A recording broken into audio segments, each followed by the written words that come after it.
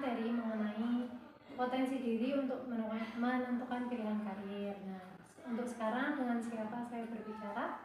Namanya Aurania Herenisa, dipanggil Nisa. Mbak Nisa kelas 9 ya. Oke. Nah, Nisa, untuk rencana setelah kelas 9 ini kira-kira antum akan melanjutkan dan mengambil jurusan apa? Karena insya Allah mau masuk SMA ambil jurusan IPA. Oke, untuk mengambil jurusan IPA. Nah, jadi di sini saya akan memberikan materi mengenai tadi ya, minat dan bakat serta potensi diri untuk menentukan pilihan karir. Nah, seputar itu ada nggak antum mengetahui tentang apa itu minat atau bakat? Nisa sekarang tuh berminat dengan sesuatu apa minatnya? Sekarang karena lebih suka olahraga. Oh, olahraga. Oke, Nisa suka olahraga. Tapi kalau untuk bakat, kira-kira Nisa bisa melakukan apa? Kayak mungkin di olahraga tuh biasanya suka volley, atau mungkin di olahraga selain olahraga saya juga bisa berhitung. Kadang saya suka membuat sesuatu atau belajar sesuatu gitu. Jadi suka renang. Oh, renang, oke, renang. Nah, untuk sekarang, jadi saya akan menjelaskan mengenai materi ini ya. Saya akan menjelaskan secara pelan-pelan supaya nanti kamu bisa mengerti tentang apa itu bakat, minat, potensi diri, serta pengaruhnya nanti ke bidang karir. Oke, kita mulai ya. Oke, untuk yang pertama mengenal potensi diri. Jadi kita perlu mengenal potensi diri untuk menentukan pilihan karir kita ke depannya. Yang pertama kita buka lagi. Apa itu potensi diri? Jadi potensi diri adalah kemampuan, bakat, atau kekuatan yang dimiliki seseorang yang belum sepenuhnya dimanfaatkan atau dikembangkan. Nah, itu potensi. Jadi seumpama kayak Nisa nih sebenarnya bisa untuk kayak suka dandan dan tahu skincare, sebenarnya bisa, tapi karena belum dikembangkan, jadi itu belum bisa dibilang seperti kemampuan, karena potensi diri itu sebenarnya kemampuan yang belum dikembangkan, tapi antum sudah berminat dan punya bakat di situ kayak gitu. Atau tadi olahraga, jadi sebenarnya antum mampu untuk renang, volley dan lain sebagainya, tapi karena belum diasah, belum dikembangkan, nah itu belum bisa dibilang sebagai itu sudah ada bakatnya, minatnya sudah ada, tapi untuk kemampuan belum ada, karena itu masih berupa potensi diri yang belum dikembangkan. Jadi potensi ini bisa berupa bersifat fisik. Fisik itu seperti kayak kekuatan badan, itu punya potensi, oh ini kira-kira orangnya gede, tinggi, oh ini kayaknya cocok tentara. Nah, itu ada potensi kan, itu berupa fisik. Intelektual kayak orangnya sabar, telaten, oh telaten, ini bisa untuk bekerja seperti ini gitu. Terus seperti emosional, oh seperti mampu mengendalikan emosi, dia nggak gampang marah. Jadi kalau bekerja sesuatu yang lama itu berarti bisa gitu. Maupun spiritual, dan dapat berkembang jika diasah melalui pengalaman, pendidikan, latihan, atau tantangan hidup. Jadi kayak untuk mengasah apa yang ada di dalam diri kamu itu perlu pengalaman, ada yang pengalaman. Jadi kalau semua tadi sukanya renang ya, nanti harus lebih banyak renang, atau nanti sekolahnya pendidikan, ambil sekolah renang dan latihan-latihan setiap hari gitu. Atau tantangan hidup, jadi kayak ada tantangan menantang, oh kayaknya aku suka renang nih, kayaknya oh ya udah aku tertantang untuk renang gitu. Itu tantangan hidup. Terus contoh potensi diri misalnya kayak kecerdasan mampu berpikir logis, kreatif, atau analitis. Terus ada juga bakat alami seperti menggambar, menyanyi, atau bermain olahraga seperti tadi ya, itu bakat alami gitu.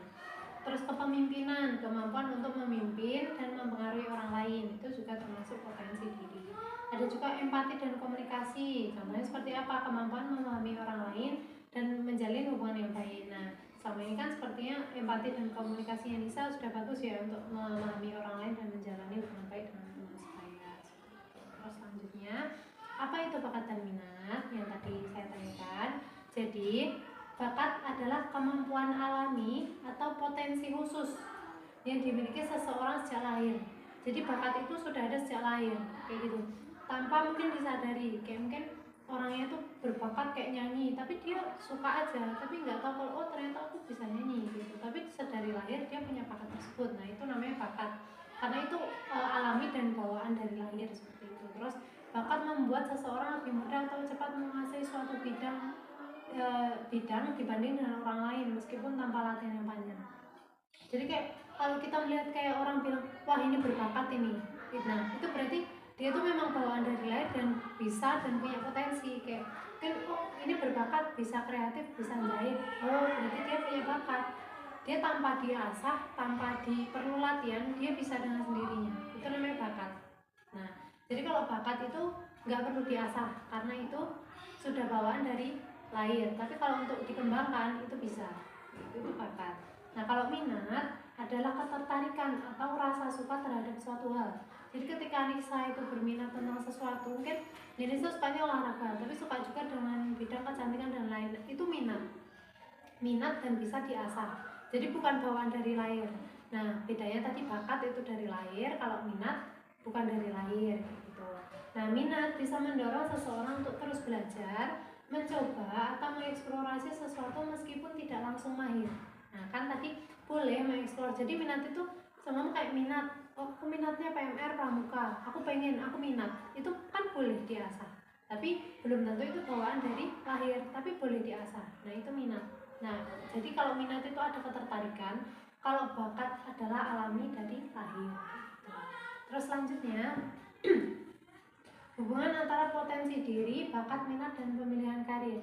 Jadi kalau sudah tumbuh potensi diri, ada potensinya tadi, ada berupa fisik, kecerdasan, emosional, spiritual. Nah, kalau salah satunya udah terpenuhi, kayak wah potensinya ternyata ini Mbak Nisa cerdas nih secara intelektual atau cerdas secara pemikiran, kreatif kayak gitu. Oh ini kayaknya kalau mungkin tadi bidang olahraga ya yang dibilang itu bisa kayaknya cerdas, kayaknya olahraga taktik bisa, olahraga yang memerlukan kecerdasan itu bisa, itu ada potensi. Nah ditambah dengan bakat dan minat tadi yang sudah dijelaskan.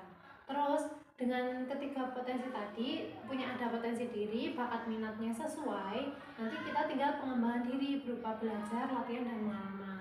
Nah setelah dikembangkan, nah itu yang terakhir pemilihan karir yang tepat sesuai dengan potensi, bakat, dan minat. Terus selanjutnya, nah jadi potensi adalah fondasi utama. Jadi potensi diri, jadi kita dilihat dari semua dari mata ini fisik. Nisa itu kecil, lincah, ceria, kayak mudah bergaul, terus juga ditambah face-nya mungkin good looking gitu. Itu sudah potensi, itu fondasi utama, itu sesuai dengan apa yang akan diarahkan. Kayak tadi kan contohnya seperti badannya gede, tinggi. Nah, itu bisa diarahkan ke oh ini potensi untuk menjadi tentara atau atlet kayak gitu kan.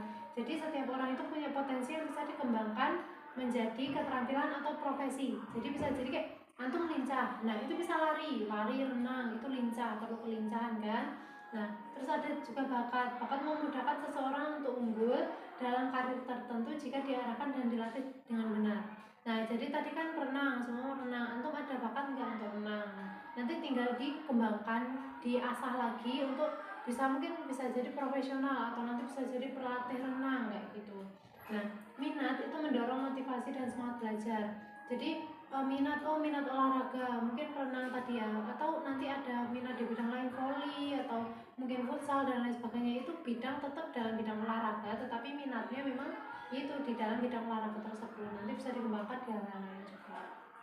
Nah, seseorang lebih konsisten dan bahagia jika bekerja sesuai minatnya walaupun awalnya belum ahli. Nah, walaupun kita kayak saya berminat dengan konseling, tapi saya belum ahli. Nah, dengan cara saya mengasah, berlatih, praktek, itu kan saya bisa. Karena saya awalnya berminat, karena kita akan lebih enjoy, kita akan lebih menikmati sesuatu ketika kita suka kan mengerjakannya. Nah, seperti itu. Nah, ketika kita suka, kita tinggal mengasah, mengembangkan, seperti itu. Walaupun belum ahli, nanti kita tinggal menunggu perkembangannya. Untuk pemilihan karir yang tepat sebaiknya memperhatikan 3 hal. Jadi ada 3 hal yang perlu diperhatikan. Tadi yang pertama, potensi diri, apa yang bisa dikembangkan dari diri antum, kayak gitu.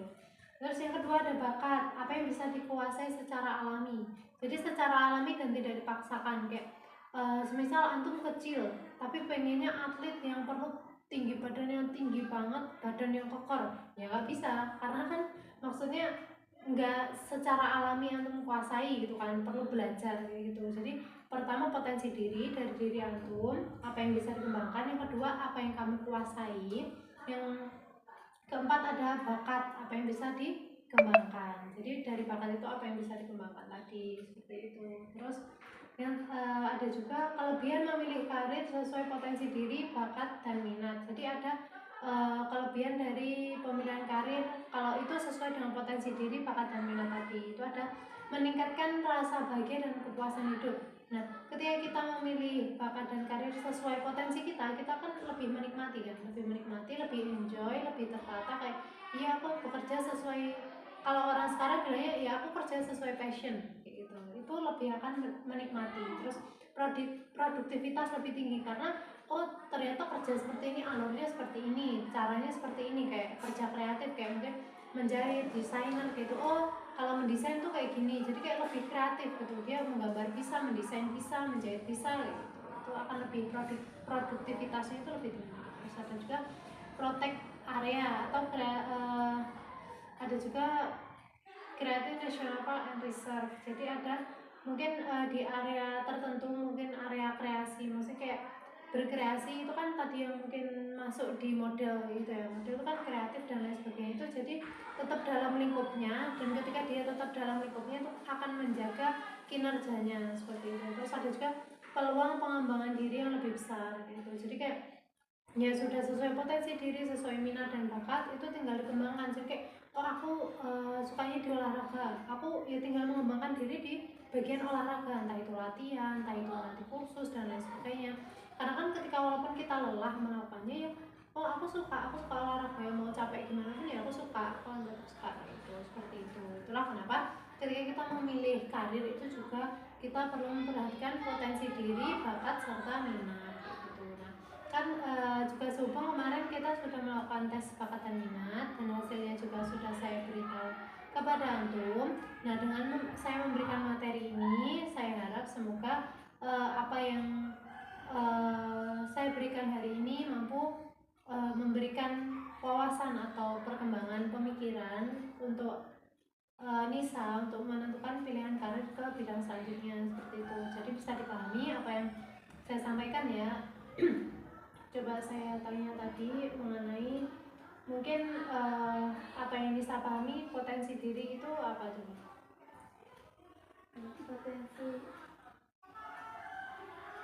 Potensi adalah sesuatu yang bisa dikembangkan. Jadi tadi apa potensi? Sesuatu yang bisa dikembangkan. Kalau bakat kemampuan yang alami dari lahir ya, tadi bakat ya. Terus minat tadi apa?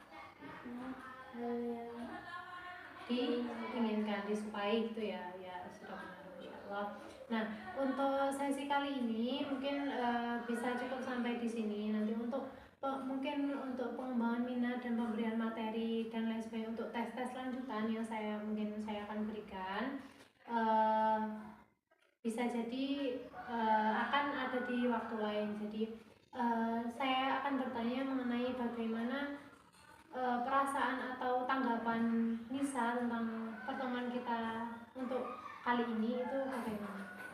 Ataukah bertambah wawasannya, oh saya baru tahu ternyata bakat dan minat potensi seperti ini, oh saya makin dari pertemuan kali ini saya jadi tercerahkan, oh nanti saya kira-kira untuk pemilihan karir dengan bakat dan minat saya seperti ini gitu. Jadi seperti apa untuk hari ini? lebih gampang untuk berpikir besok pertemuan mau lanjutin apa. Jadi itu ya lebih, jadi Nisa merasa lebih oh dengan pertemuan kali ini saya merasa lebih mudah untuk memikirkan apa yang akan saya lakukan selanjutnya di jenjang setelahnya dan untuk peminatan dan karir.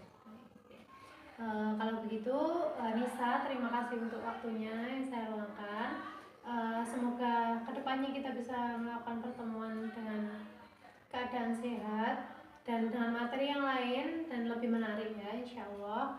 Dan mungkin untuk tes-tes selanjutnya juga bisa kita lakukan sesuai dengan apa yang bisa saya berikan ke antum sebagai bantuan, karena saya sebagai konselor itu memberikan bantuan kepada siswa atau murid untuk menyelesaikan permasalahan dan mungkin di bidang belajar, karir dan lain sebagainya. Oke, terima kasih untuk pertemuan kali ini. Saya akhiri, syukron. Assalamualaikum warahmatullahi wabarakatuh. Waalaikumsalam. Terima kasih.